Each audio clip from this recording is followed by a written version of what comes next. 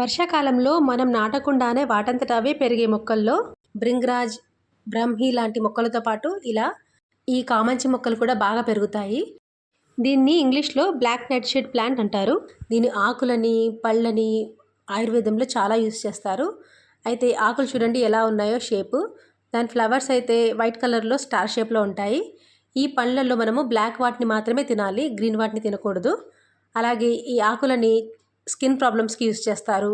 కొన్ని ఆకులని పెసరపప్పుతో కలిపి వండుకొని లివర్ సమస్యలకి కూడా యూస్ చేసుకుంటారు.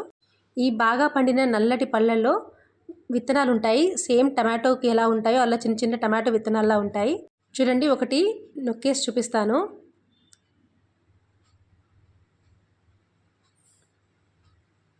చూడండి, ఇలా చిన్నగా టమాటో విత్తనాల్లా ఉంటాయి. ఇవి తినడానికి పుల్ల పుల్లగా చాలా టేస్టీగా ఉంటాయి. ప్లాంట్ని చూసినప్పుడు మిరప మొక్క అనుకుంటాం, కానీ మిరప మొక్క కాదు. ఏదేమైనా ఈ పళ్ళల్లో మాత్రం గ్రీన్ వాటిని అసలు తినకూడదు, బ్లాక్ వాటిని మాత్రమే తినాలి.